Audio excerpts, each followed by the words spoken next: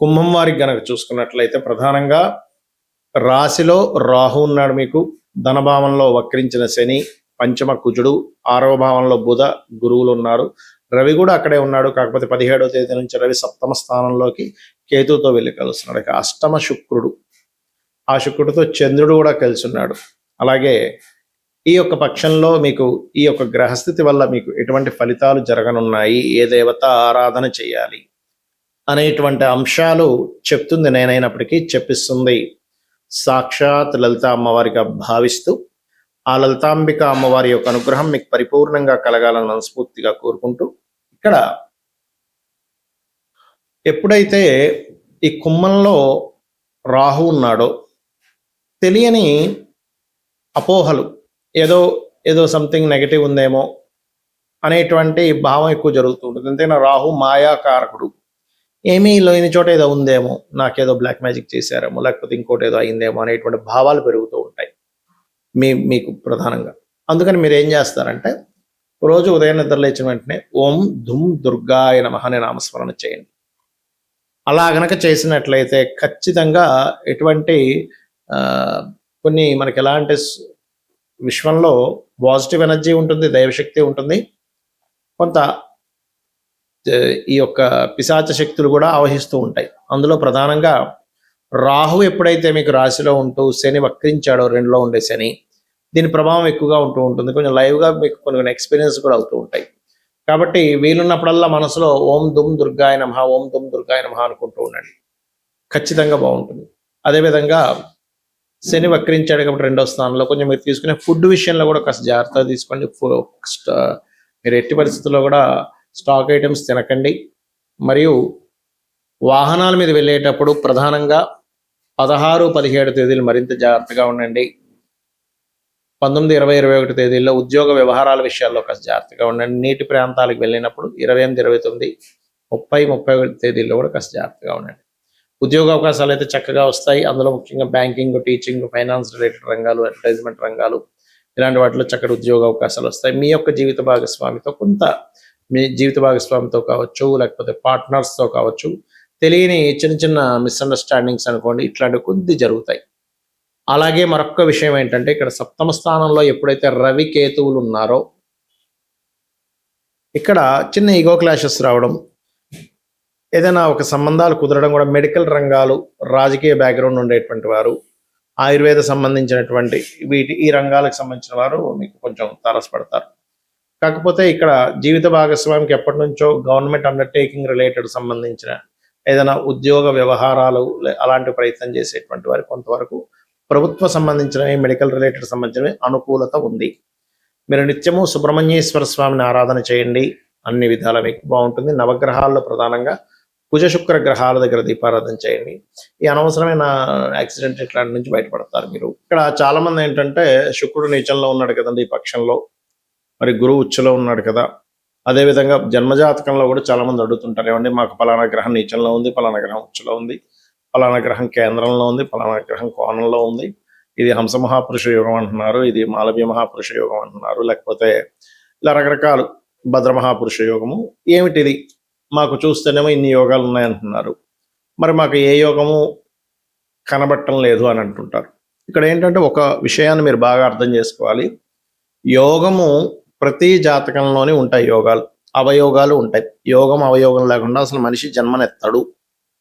ఎందుకంటే ప్రతి మనిషి కూడా తన కర్మని క్లియర్ చేసుకోవడానికి జన్మిస్తాడు, ప్రతి జీవి కూడా. అందుకని అందులో కొంతమందికి మనం సేవ చేయాల్సి వస్తూ ఉంటుంది, కొంతమందికి మనం సపోర్ట్ చేయాల్సి వస్తూ ఉంటుంది, మరి కొంతమందికి మనకి వారు సపోర్ట్ చేస్తుంటారు, లేకపోతే మనకి వాళ్ళు ప్రేమను చూపిస్తారు, లేదా మనం కొంతమందికి ప్రేమను చూపిస్తాం. అంటే ఏంటి, మన ప్రేమను వాళ్ళు పొందేటువంటి యోగంలో వాళ్ళు పుట్టారు, లేదా ఇంకొకరి ప్రేమ మనం పొందడానికి పుట్టాం, లేకపోతే ఇంకో గొడవ కోసం పుట్టాం. కొంతమంది చూడండి కోర్టు కేసులు ఇలా అవుతూ ఉంటాయి. ఇక్కడ ఏంటంటే పాయింట్ నెంబర్ 1, మీ జన్మజాతకంలో శుభంగా ఉండే గ్రహం అంటే మంచిగా శుభగ్రహాలతో కలిసిన గ్రహము, శుభకర్తరిలో ఉండే గ్రహము, మంచి యోగాన్ని పొందిన గ్రహము యొక్క మహాదశ అసలు ఉందా లేదా చూడండి. ఎందుకంటే ఆ మహాదశ ఉన్నప్పుడు అక్కడి వరకు వెయిట్ చేయాల్సి వస్తుంది మీరు. అంటే ఇప్పుడు KFC అధినేత ఉన్నారు, ఆయన దాదాపుగా 60 ఏళ్ళ వరకు కూడా ఇబ్బంది పడ్డాడు ఆయన లైఫ్లో. 60వ ఏట ఒక కేఎఫ్సి అనేది క్రియేట్ చేసి అప్పుడు సెటిల్ అయ్యాడు. అంటే ప్రతి ఒక్కరికి కూడా వాళ్ళ జాతచక్రంలో ఉండే ఒక గొప్ప యోగం యొక్క మహాదశ ఉంటుంది. దానికోసం కొంచెం మనం ఓపికగా వెయిట్ చేయగలగాలి. ఇదే మనకి రామాయణంలో కూడా సీతామహాతల్లి చెప్తుంది, ఎవరు కూడా తొందరపడి ఆత్మహత్య చేసుకోకూడదు, ఎప్పుడు ఏ క్షణం ఎప్పటి నుంచి బాగుంటుందో మనకు తెలియదు కాబట్టి అంటుంది. ఎందుకంటే తన యొక్క జడతోనే తను ఒక్కసారి ఒక సెకండ్ అనిపిస్తుంది తనకి. తర్వాత అంతట్లో ఆంజనేయ స్వామి తను చెట్టు మీద నుంచి ఒక గానంలా చేస్తాడు రామాయణాన్ని. అప్పటి నుంచి తనకి ఒక హోప్ పెరుగుతుంది, ఓహో రాముడు వస్తాడు నన్ను రక్షిస్తాడని. లేకపోతే ఏమవుతుంది అంటే అక్కడ హోప్స్ అన్ని చచ్చిపోయాయి. ఇంక ఎక్కడో సముద్రం దాటి ఇక్కడ పెట్టేశాడు ఏంటనే ఒక ఫీలింగ్. కానీ రాముడి మీద ఎక్కడ తనకి భక్తి కానీ నమ్మకం కానీ ఎక్కడ పోలేదు. ఒక సెకండ్ ఆ ఘట్టం కూడా వాల్మీకి మనకు చూపించడానికి కారణం ఏంటంటే ఎంతటి వారికైనా ఒక సెకండ్ ఆ ఫీల్ వస్తుంది. ఆ ఒక్క సెకండ్ ఆగగలిగితే మన జీవితాలు మారుతాయని చెప్పడం. అయితే నేను ఎందుకు ఇవన్నీ ఎందుకు చెప్తున్నానంటే ప్రధానంగా ఇక్కడ గ్రహము ఎప్పుడైనా మీరు గమనించండి, మహాదశ నడుస్తుంటుంది, మంచి మహాదశే, కానీ ఫలితం రావట్లేదు అంటారు. కారణం అది ఎక్కడైనా స్ట్రక్కింగ్ అంటే బ్లాక్డ్ భాగ్య చక్ర అంటూ ఉంటాం. అంటే అదేమైనా బ్లాకింగ్లో ఉందా, ఒక్కొక్కసారి నీచంలో ఉందండి కానీ అద్భుతంగా కలిసి వస్తుంది అన్నప్పుడు నీచభంగ రాజయోగం ఏమైనా జరిగిందా, లేదంటే ఉచ్చస్థానంలో ఉన్నాయి గ్రహాలు కానీ ఏంటో ఫలితం రావట్లేదు, అలాంటప్పుడు కూడా ఏంటంటే పేరుకు ఉచ్చస్థానంలో ఉన్నాయి కానీ అవి ఏమైనా పూర్తిగా పాపకత్తెరలా ఉన్నాయా. ఇక్కడ మీరు అర్థం చేసుకోవాల్సింది ఏంటంటే ఒక వ్యక్తికి గురువు ఉచ్చస్థానంలో ఉన్నాడు, గురువు తన యోగాన్ని ఇస్తున్నాడు, అప్పుడు గురు సంబంధించినటువంటి వృత్తుల్లో ఉంటే వాళ్ళకి బాగుంటుంది. అంటే టీచింగు, ట్రైనింగు ఇలాంటి వాటిల్లో ఉంటే చాలా బాగుంటుంది, గుర్తుపెట్టుకోండి. అలా కాకుండా గురువు ఉచ్చలో ఉండి గురుధన యోగాన్ని ఇస్తూ ఉంటే మీరు పోయి నేనేదో హోటల్ పెట్టుకుంటానండి అంటే అది రాణించదు. ఎప్పుడు రాణిస్తుంది? మీరు ఏదైనా పుణ్యక్షేత్రాల్లో అక్కడ ఏదైనా హోటల్ పెట్టుకుంటే అప్పుడు అది గురువు సంబంధం కాబట్టి అప్పుడు రాణిస్తుంది మళ్ళీ. అంటే అది కాంబినేషన్ ఎలా అంటే ఇప్పుడు ఒక వ్యక్తికి బ్లడ్ తగ్గింది, బ్లడ్ ఎక్కిస్తే ప్రాణం బాగుంటుంది. ఏ బ్లడ్ పెడితే ఆ బ్లడ్ ఎక్కిస్తే ప్రాణం బతకదుగా.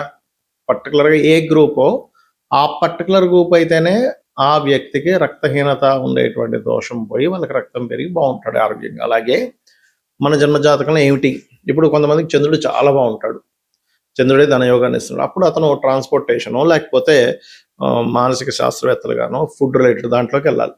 చాలామంది ఏం చేస్తారు, ఇది తెలియక చంద్రుడు బాగున్నాడు కదా అనేసరికి వీళ్ళు ఇంకెవరైతే ఇనప బిజినెస్ పెట్టుకుంటాడు, ఆయన బిజినెస్ పెడతారు ఏంటోనండి, మంచి మహాదశ అన్నారు, చంద్ర మహాదశ అన్నారు, చంద్రుడు చాలా ఉచ్చ స్థానంలో ఉందన్నారు, నాకు చూస్తేనేమో ఏంటో కలిసి రావట్లేదు. ఎందుకు కలిసి వస్తుంది?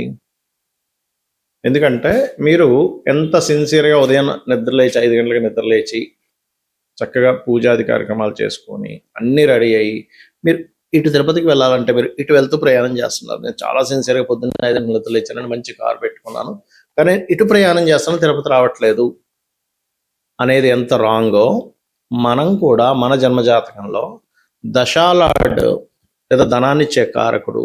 ఎందుకంటే ఇవాళ రేపు అందరికీ కూడా సమస్య ధన సంబంధంగానే ఉంది, డబ్బులు రావట్లేదు, అన్ని సమస్యలు దాని నుంచే చుట్టూ ఉంటుంటాయి. అయితే ధనమే ప్రధానం అని కాదు, కాకపోతే ధనం కూడా సంపాదించమని శాస్త్రం చెప్తుంది. మీ పర్సనల్ చార్ట్లో చదువుకునే స్టేజ్ నుంచి కూడా అసలు నేను ఏ కోర్స్ చేస్తున్నాను, అది నాకు ఉపయోగపడుతుందా లేదా అనేటువంటి చూసుకోండి పర్టికులర్గా, అప్పుడు మీకు ఆటోమేటిక్గా బాగుంటుంది అది. ఓకే, అలాగే ఇంకొక విషయం ఏంటంటే కొన్నిసార్లు మనకి ఆ కాంబినేషన్ ధనయోగం ఉంటుంది కానీ ఆ ధనాధిపతి పాడైపోయి ఉంటాడు, పాపకత్తెరలో పాప గ్రహాలతో, అంటే కుటుంబ సంబంధించిన వ్యవహారాలు అందుకే గొడవలు రావడం, ధనం సంపాదించేసరికి ఎవడో ఏదో పట్టుకుపోవడం దాన్ని, ఇలాంటివి జరుగుతూ ఉంటాయి. కాబట్టి అప్పుడు అది ఏ గ్రహాల ద్వారా అయితే సంబంధం కలిగి పాడైందో ఆ గ్రహాలకు సంబంధించిన దానం ఇవ్వాలి. అంతేగాని ఆ పాడైంది కదండి నేను రత్నాలు పెట్టేసుకుంటానంటే కుదరదు. ఎలా అంటే ఇప్పుడు దొంగతనాలు జరుగుతున్నాయి అనుకోండి, ఉదాహరణకి దొంగతనాలు జరుగుతున్నాయి కదండి అందుకని నేను దొంగలందరినీ తీసుకుని ఆ ఇంట్లో పెట్టుకున్నానంటే అది దొంగలకి దూరంగా ఉండాలి కదా. మనం దొంగతనం జరుగుతుంది అన్నప్పుడు జాగ్రత్తగా ఉండాలి కదా. ఇక్కడ ఏం చేస్తున్నాం మనకు తెలియక రెండవ అధిపతిని పాడు చేస్తున్న గ్రహాలు కొన్ని ఉన్నాయి, ధనాన్ని ఇచ్చే గ్రహాలు. ఆ ధనాన్ని ఇవ్వడానికి సపోర్ట్ చేయాల్సిన గ్రహాలే కంబస్ట్ చేసేసి అక్కడ రాకుండా చేస్తున్నాయి. అప్పుడు మనం ఏం చేస్తున్నాం, దాన్ని ఇంకొంచెం బలం పెంచడం కోసం రత్నం పెట్టేసుకుంటున్నాం. అలా పెట్టకూడదు. అప్పుడు దానం ఇవ్వాలి లేదా రుద్రాక్ష ధరించాలి. ఇలా ఒక్కటని కాదు, ప్రతి భావానికి మీరు ఒక ఇల్లు కొనుక్కోవాలనుకుంటున్నారు, వివాహం అవ్వటం లేదు, లేదా సంతానం కలగట్లేదు, ఆ పర్టికులర్ భావాధిపతి ఆ కాంబినేషన్లో క్లియర్గా ఉంటూ అది ఎంతవరకు బలాన్ని పొందాడు అనేటువంటిది ఉంటుంది ప్రతి జాతకంలో ప్రతి అంశం మీద.